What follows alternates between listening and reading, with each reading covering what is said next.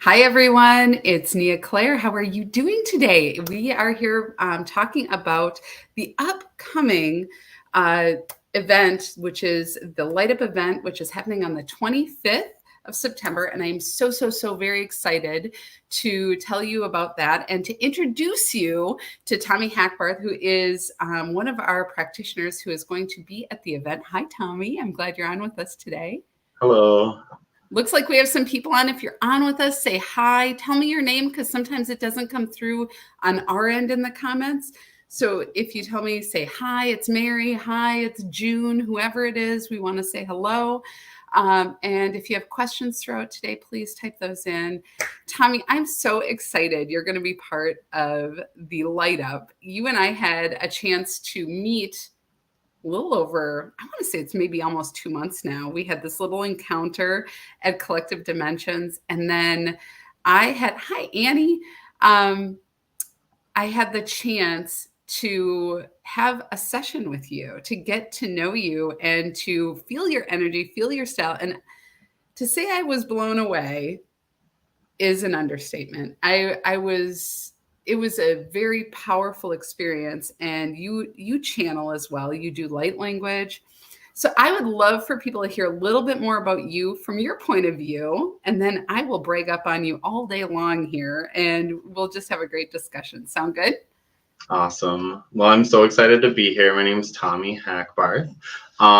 So a little bit about me is right now, yes, my passion is focused on Akashic Records.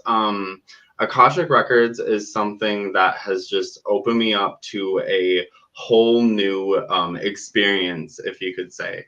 There's just so much wisdom in that field and just healing and just being in that field anchors you in an energy of pure love. So this is something that I am focused on. I do also teach classes to help others to access their Akashic records and classes if they're interested in working with others as well.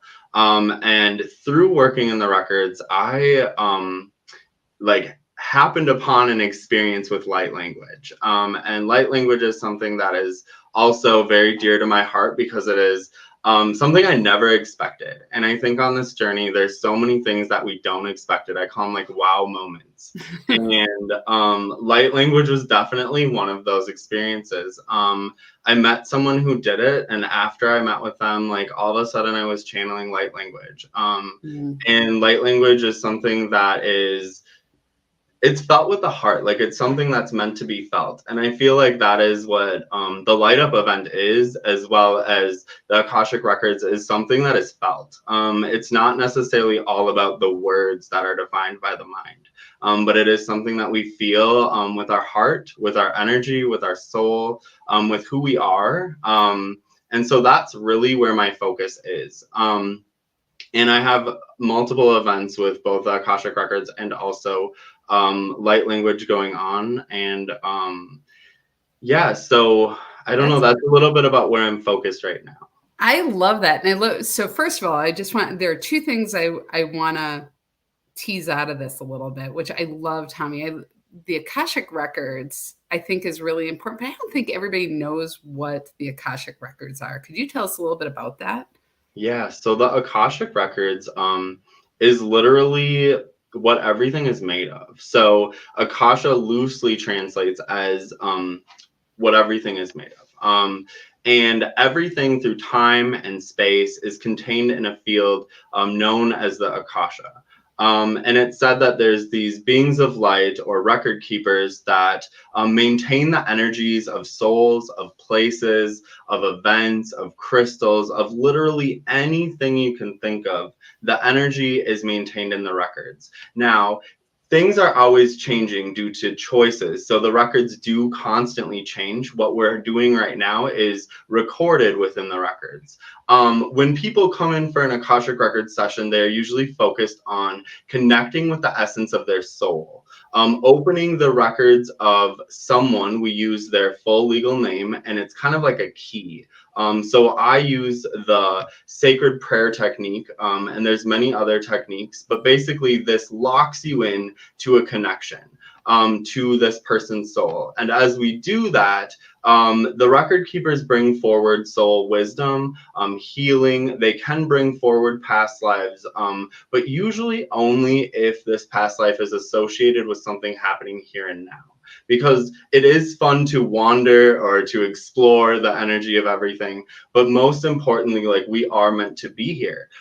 So it's really recognizing like what's going on here and the wisdom we can attain.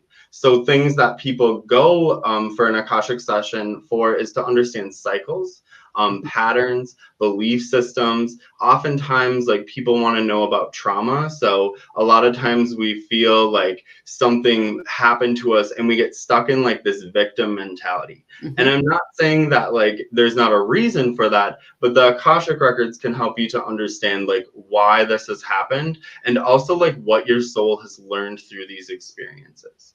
I love this so much. And thank you for the explanation. If anybody's on has questions, we've got Nikki, we've got a couple of other people that I don't know their names, but Barb is on. She says, "You are such a gifted healer and teacher," by Barb Demirs.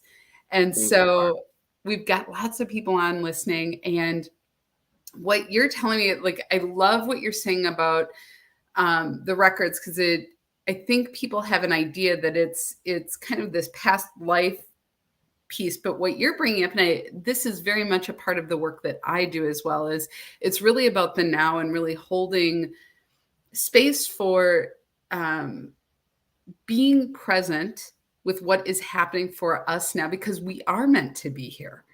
If we weren't, we wouldn't be here. And so what will help us in this now moment? Sometimes we need to look elsewhere. Sometimes we need to get a different perspective so that we can understand or see a new possibility. But that is very powerful how you describe that. I really appreciate that.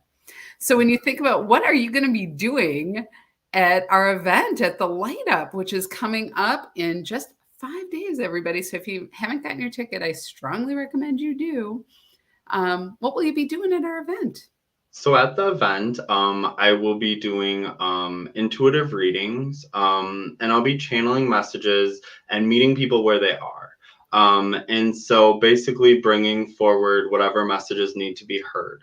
Now we only have about 7 to 10 minutes, so we'll try to hit the nail on the head, so to speak, and do it with love and compassion. But I also invite people, if they do have something that they want to focus on, like an area, they can bring that forward as long as they know that right away. And then we can bring forward some wisdom to help support them in that energy. Otherwise, just bringing forward whatever each person needs when they come to the event. I love it. I think, and I know that this is going to be something that is a little bit of a different format for you too. But I already know, I can tell you're going to walk by going, "Oh my gosh, that was so much fun. Let's do more of this." It's fun to meet people where they are and to trust that they are, when they sit down with you or when they sit down with anyone at these events. Nikki's going to be there as well. Nikki Hennessy. When they sit down at these events, that they are receiving what it is that not only they mentally think that they need, but that they are on a soul level receiving, which I think is very powerful. So I'm excited to have you there. I think it's going to be a lot of fun. And last month you were able to come. You were helping out with Collective Dimensions, which is where you office out of. I'm correct on that? Yeah, so I have a office space, which is what we're in right now. And this is at Collective Dimensions in Crystal. Yeah. And so you were able to be there. And I'm curious to know, what made you say yes to joining us for being a practitioner yourself? So one thing that I was very interested in, it has a lot to do with you, is so I've been channeling for a while, doing light language and different channeling methods. And when Nikki actually talked about you, I was like very interested. I was like, I would like to meet Nia. And then all of a sudden, like you mentioned, a couple months ago, you showed up in the store and I was like, I don't know, there was like this soul connection of just like, I know you, like there's like this connection to the light that channels through and recognizing the light in one another. And there was just this need to like experience whatever it is that you had to offer, and to feel a connection to someone that also channels in a very similar way. And that is something that like hit my heart and my soul. And so I attended a Zoom, and then I also wanted to do it in person. I was super excited to see this. And the experience itself, if I could just say it, is like an experience of comfort. And some people, when they think about channeling, they're a little nervous, or they don't really know what to expect, because you say that you step out of your body, like what? And that can be something that makes somebody very uncomfortable.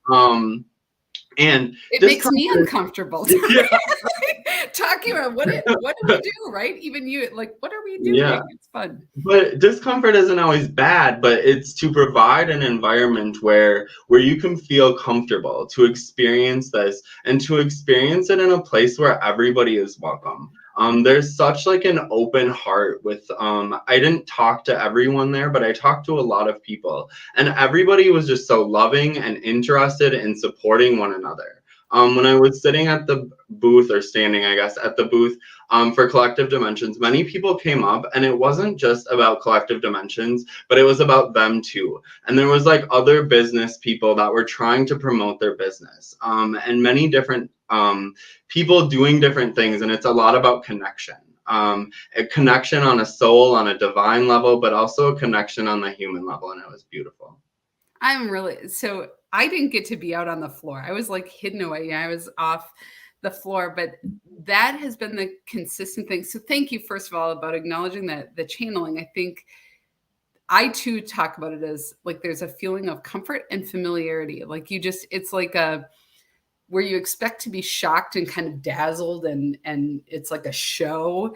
Instead, it's more like being enveloped in just love and care and compassion. And I noticed that as well when you channeled for me. And that's one of those things that to me, it's the quality embodying or channeling the energy of the consciousness, personality, however we want to put it, the entity that we're channeling, because they don't have the burdens that we have. They have perspective that allows them to take things a little bit lighter, And what you're saying about connection, I think it's been really funny, because I've had these little stories coming back to me from people who were at the event, who met somebody or who did something as a result of the event. And that was my intention. When I set this forth, I would love for people to feel inspired again, like to feel like something's new and exciting. That's selfish, because I like things to be new and exciting. I wanted people to experience connection in a new way. And then I wanted them to be like move to action, like something come out of this for them personally, or just maybe it's just a shift in like, I'm not alone. We need each other. And there's something so powerful about being in each other's energy, because we can know it. But when you experience it collectively, now it becomes a little bit less deniable, right? We can all go, do you remember when we had that feeling? Yeah, I felt that. And it becomes harder to go to, talk yourself out of it. For sure. Yeah, there's definitely like, even during the event, like when everybody was asking questions, and when the collective was channeling through you to them, like there's like this feeling, and there's words that like your mind can take away from the event, but there's also the feeling, and that is the connection, the light that flows through everyone. And a lot of times like society gets stuck in judgment of this person or that person, and that's a human thing. I mean, everyone does it at some point. But during this space, like you see the light. You feel the light. No matter who it is, no matter what they're going through, like, there's that connection piece too, where people ask a question, and like somehow you can relate to that feeling. Somehow you can relate to what they're going through. And there was like great layers of emotion, and emotions of like it wasn't necessarily sadness, but it was like the release of sadness, and just like this uplifting energy. But I could definitely feel moments just in my heart, and there were times where we couldn't hear things at the last event, but you could feel them. Yeah, I think that I heard that as well afterwards, because there were a couple of people who had mentioned they couldn't hear, and a couple of other people who said they couldn't hear, but they felt it, just like you just said. And I was like, and everything's okay. When we realize like everything's there for us, and we can say it, like you can read it, you can get out the books and you're reading. Yeah, I totally get it. But until you are in the experience of the experience, it's hard to really trust it. Trust that it's possible and real. And that, again, that's where I think there were lots of people during COVID who were really concerned that there was this idea that we were all being forced into isolation. I'm not going to go off on a tangent here, I promise, but being forced into isolation so that we would kind of die on the vine a little bit, like get stuck and isolated. And I'm like, yeah, I think sometimes I personally needed to be pulled out of it to know how important it is, because it's something that throughout my life and throughout my work, it's not that I can't do work remotely. I can't connect with all of you. Like, we have people all over who are on this call right now, and it's not like I can't connect with them, but there's something so different about when we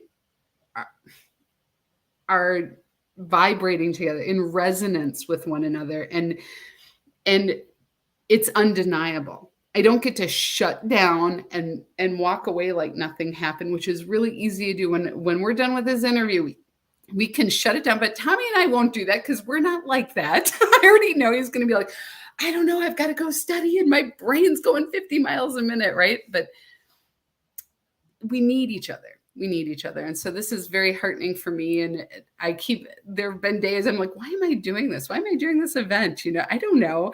And then I'm like, oh, this is why. This is why. This is why. And Barb says, feeling the soul light up when we come into that connection. Yeah, right? That soul. And even that isn't, like, soul is too small a word for what it is. It's like, it's something bigger. And so I love that.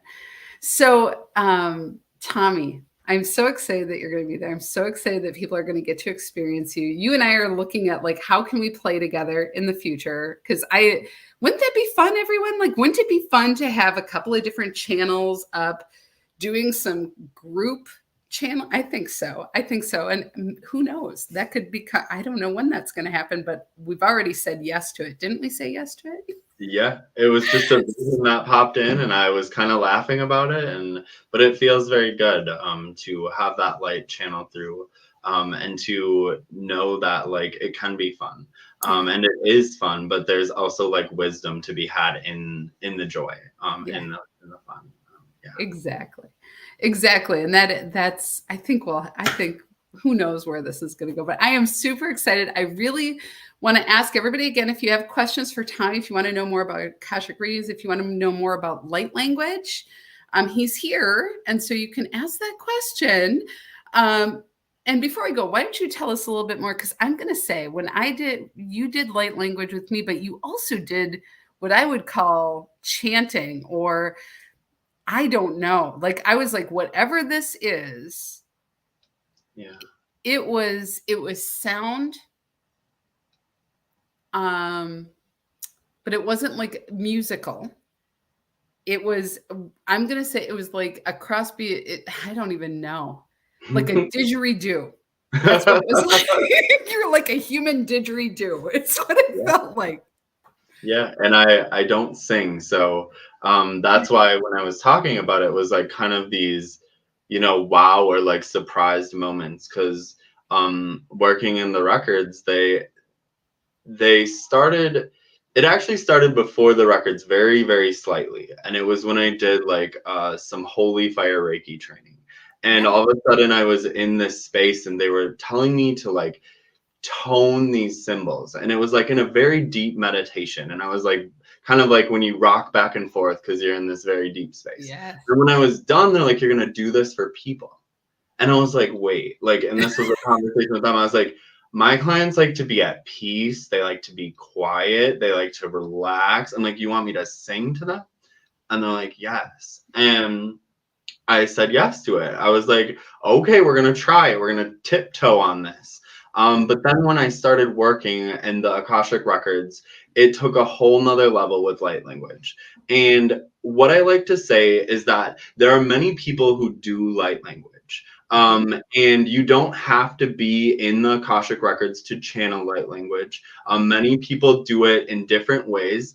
I feel like a lot of times people let the ego get in the way because they try to control it or to manipulate it or to say this is what it's going to do, this is what it's not going to do. And then they try to, so there's like a dialect. Sometimes there's like words, well, a lot of times that are not in English. And they try to define them as this being or that being, whether it's like Pleiadians or Arcturians or a lot of galactic, they try to like identify them. Mm-hmm. And I feel like just for myself, and it's not right or wrong, but for myself, I feel like as we identify, it limits. As we put a label on something, it stops something from its full potential. And that is where the beauty, the power, I don't even like the word power, but it is, of light language is I open in the Akashic field, and the Akashic field is a very, very high vibration, and it's like this pure energy. And when we're held in that field, I absolutely trust the beings of light, or whatever you want to call them, to channel through me whatever is needed. Whatever is needed for me, for everyone involved, and knowing that from this moment in consciousness, this point in time, this location, it emanates through all that is. It's not just here, it's everywhere. And as we allow the light to channel through, it expands limitlessly in the way that it is meant to. So by me channeling here, it affects everything beyond the earth.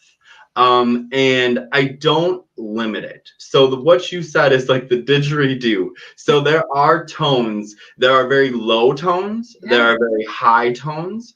And there are tones that some people say is going to shatter a window. But they don't. Haven't yet.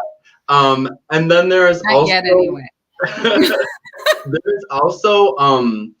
this dialect, and this dialect can shift in frequencies as well. So there's very like, you can feel like a joyful energy. Sometimes there's this energy that feels, it can feel uncomfortable, but it's because it brings this stuff to the surface and then it releases it.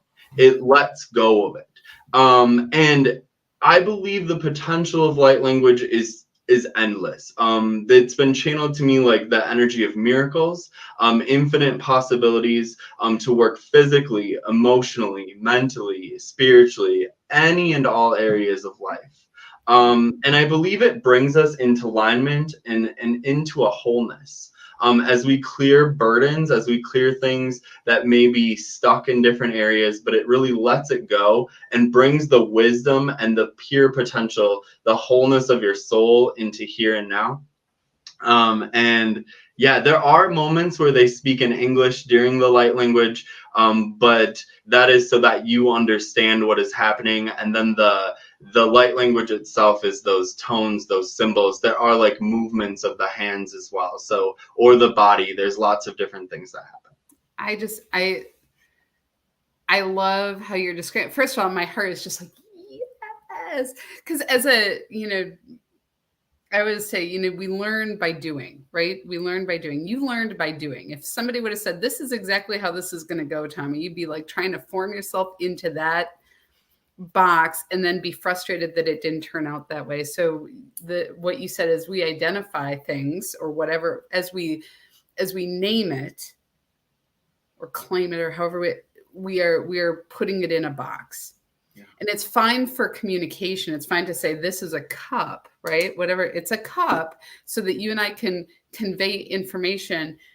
But at some point, something within that is going to change. And if I need it to always be the same, because I've labeled it that way. Now not only have we limited it, we've locked it. We've locked it. And that's the conundrum we have around language, which is where I think light language comes in and plays that role to work with our entire being, but also our brain, to get where we can experience communication in a different way.